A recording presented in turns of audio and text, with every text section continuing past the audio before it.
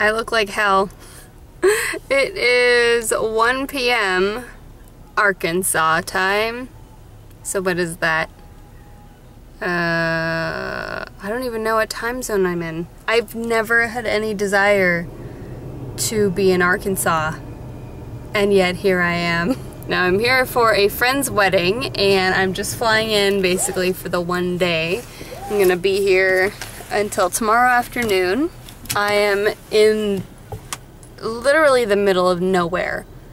I'm not even in like actual Fayetteville. I'm in Northwest Arkansas Regional Airport area. This is like where the Duggars live. Duggars and tornadoes. We're in the middle of tornado country in May. So that should be interesting.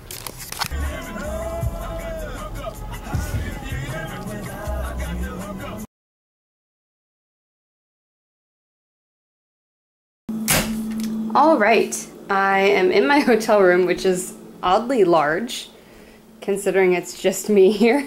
I am digging it. I had to stop.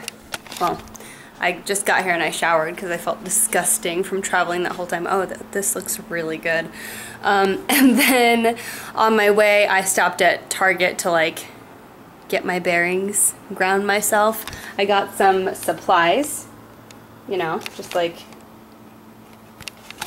for emergencies. And now it is 2:45. I have to get up at around 5:45. I'm gonna take a nap and then I'll get ready to go and drive out to the middle of nowhere for this shindig.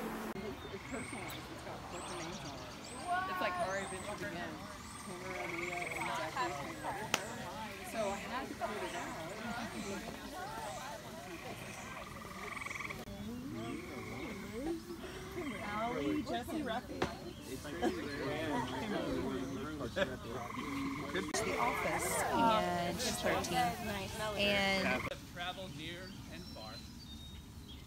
Zach and Tammy, thank you for your presence here today. Definitely think about adding it. I have for tonight wedding. Why do you think I put that part out there first?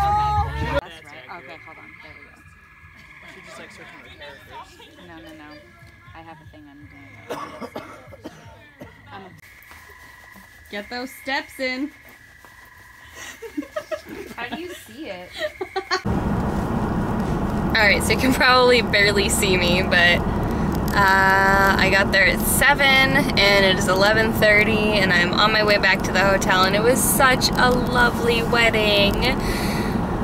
I didn't bring my camera in. I just took like a little bit of footage on my phone and that's what I put in there, but guys, it is so pretty out here. I guess, I don't know if this is technically the Ozarks. We're really close to Ozark National Forest, but there are so many areas out here that are just stunningly gorgeous, and it's so relaxing and it's nice to be out in the countryside again. I spent a lot of time with family friends in the country growing up, and I miss it. I desperately miss like the times when there's absolute silence, and the times when you just hear like the frogs and the crickets and the birds, and I miss it. I really miss it. It was so nice to see my friend Tammy and a couple of old friends from Rainbow and just reconnect. I think like it can be really healing to see people from your past and, you know, be able to just like pick up where you left off. It's been really good.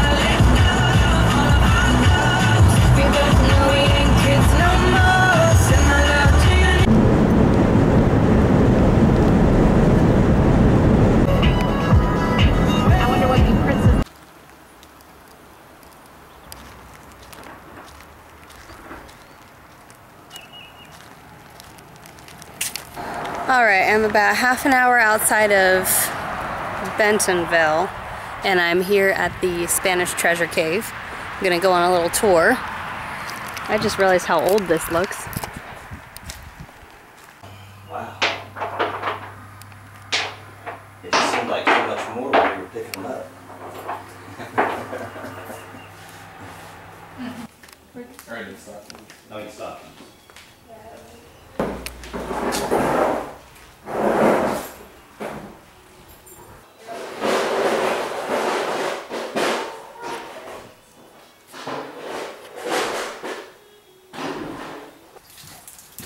Alright, so our cave is what we call a maze cave, so you're going to get tunnels like this one here.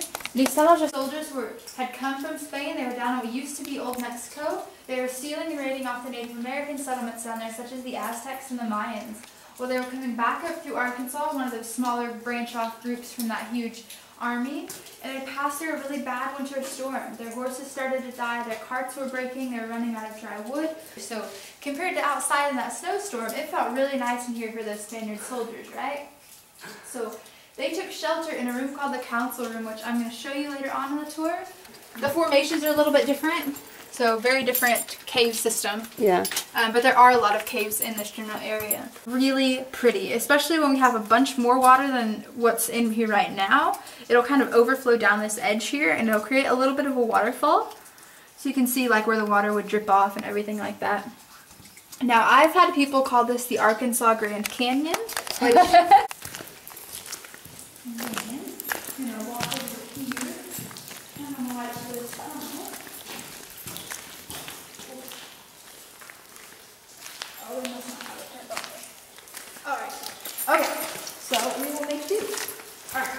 so this right here is mostly the original campsite of a man named George Dunbar. I told you, scientists are telling us it takes how long it takes for one of these things to grow. Right. So 100 years for anywhere between a centimeter to an inch, right? This take a long time. I was like, oh yeah, that was the last tour, you know, don't mind them. They got lost, they didn't want to keep up with the group, so we left them in here. Yeah. You can obviously hear the water back here. So in our cave, we have 2 natural springs and a lake. So we will walk back through the driveway. Do you ever get creeped out being down here alone? I try not to be down here alone. Oh, really? There have been some people swear, like, let's see, the owner and the owner's wife definitely think that there's something going on through here. Oh, really? In the cave itself, just because of how much history is to the cave. Right, yeah. So they definitely think that there's something, and you know, we've actually had a paranormal investigation team that wanted to come in twice. Did so they? They did, actually, last summer.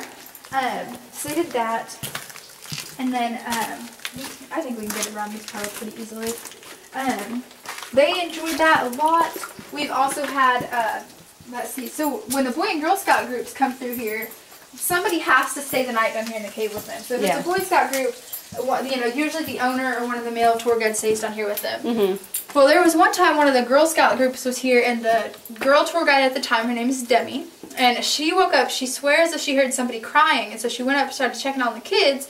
She couldn't find anybody that was awake. And so she told the owners about it, and they kind of gave her the story that when the Native Americans came in and were, you know, trying to take back all of their people, a lot of the Indians were killed, of course, too. So the Spaniards, of course, had a bunch of female and kid prisoners, you know, and slaves and everything like that. And so they gave her the story that that was a scream from one of them, you know, and actually the other male tour guide that was working with me in the gift shop, he says that he's heard a scream too. Oh, wow. And so I've never really had anything, but the stories I've heard, I'm like, I would much rather prefer not to be left in a cave by myself. So if I scream down here, you're going to take off running? Yeah, pretty much. So, pretty much. So we're on the other side of our flow stream here, okay. you can tell. Yeah. Yeah, pretty much. And then this right up here is the most damaged part of the cave. Yeah, I can tell. All of these ribbons right up here, all the stalactites and stalagmites have just kind of been broken off and chipped away. What a shame. So George Dunbar, yeah, definitely a big shame. So George Dunbar and his team, so that's what we call it, our megaphone tunnel.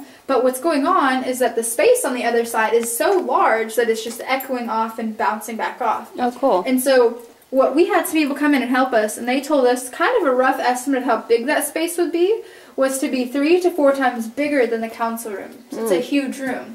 And we found it out by science, so nobody's actually been inside of it. We're trying to figure out a way how to get in there.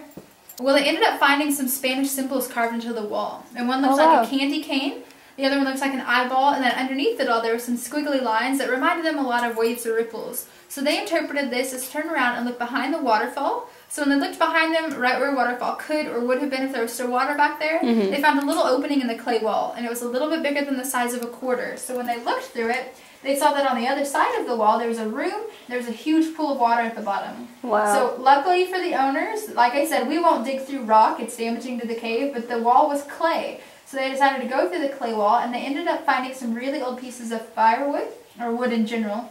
Well, we ended up finding this symbol here. It was kind of covered up with some dirt. So it kind of looks like a pineapple, or some people really do think it looks like a money bag.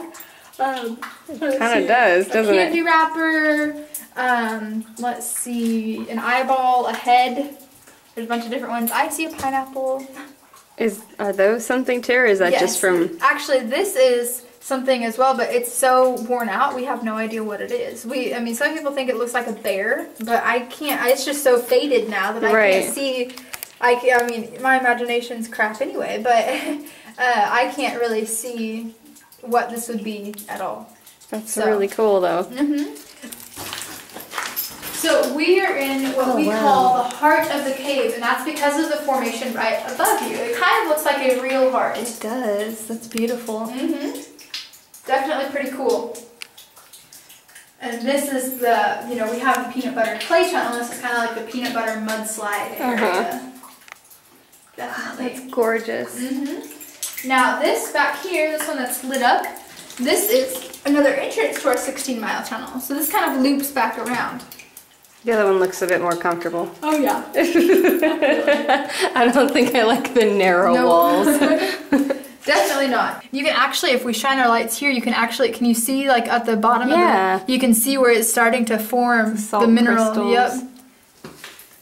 Quite a bit different. So we're eye level with a bunch of these formations instead of looking up at them. And if you, for a lot of people, it really didn't seem like we were that far down when we were down there. Right. Which I think that it does too. It looks a lot further down now.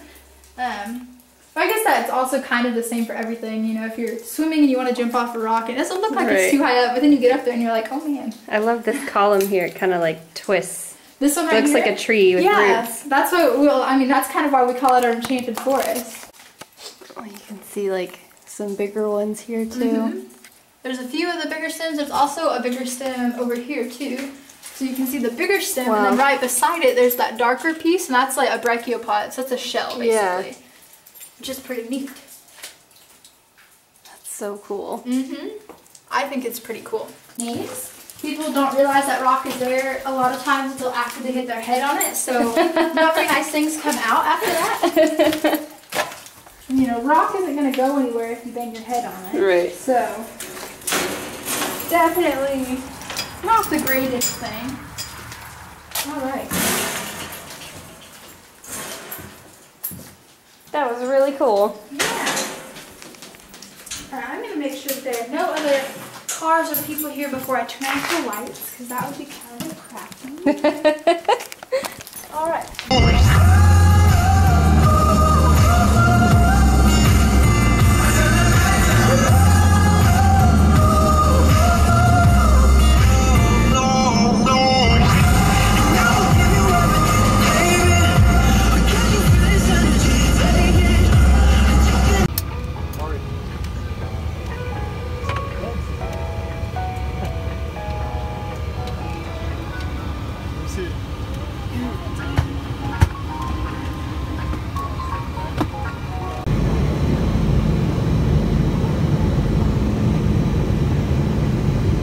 I am back in California, and I have to say this trip really surprised me for a couple reasons. I wasn't expecting to like Arkansas at all, much less like a very rural, unpopulated part of it, but it was so gorgeous. It was so gorgeous there. It was beautiful and peaceful, and just, it made me understand why people choose to live someplace like that, even though it's far away from everything and maybe even everyone. It was really gorgeous, and I think especially now, living in LA and basically not having silence for 2.5 years straight, it was a really amazing experience to be out in the countryside again and be able to just hear nothing. To have things be peaceful, and it's something that I've been craving so much lately. It's just so noisy. Life is so noisy all the time, and it's exhausting, and I don't think that people usually take trips, especially in their own country, to areas that are just quiet, where you're going to just enjoy the people that you love and not even necessarily to see the sights or do anything else. Another thing I realized is just because it's a certain part of the United States doesn't mean everyone there shares the same beliefs and prejudices as the vocal minority. I think I had a lot of apprehension going to a place like Northwest Arkansas especially, and expecting more people to be irrationally conservative. I got to meet a few people at the wedding who have very similar values to people in California, and I don't think that all conservatives are hateful bigots. But I think we live in a really dangerous time politically right now where... Hang on. We got Paradise Fruit Punch, Chocolate Angel Fruit Cake, Chocolate, Coconut, Tart, Vanilla Snow. Can you do half coconut, half tart? Half coconut, half plain tart? Yes. Okay, cool. Thank got you. It. Love you. Love you too. Bye. Bye. Ike is FaceTiming me from the froyo place. Where was I? I think most of my apprehension came from the fact that it weighs on me that the political division in this country is forcing people into such extreme versions of their political beliefs.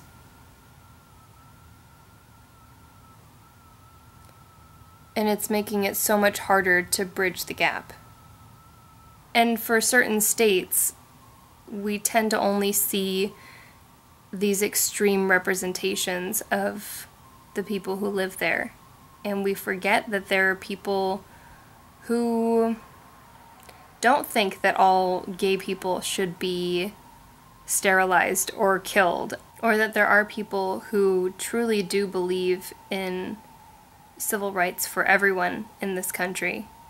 It renewed my faith a little bit to see that there are people out there who don't align with the values of that very vocal minority that you always see in the news and always read comments from online. And, you know, it reminded me that no matter where you are, there are still people who... And it reminded me that no matter where you are, there are probably still people there who share your beliefs and who actually still believe that we should take care of one another. I thought that was really nice.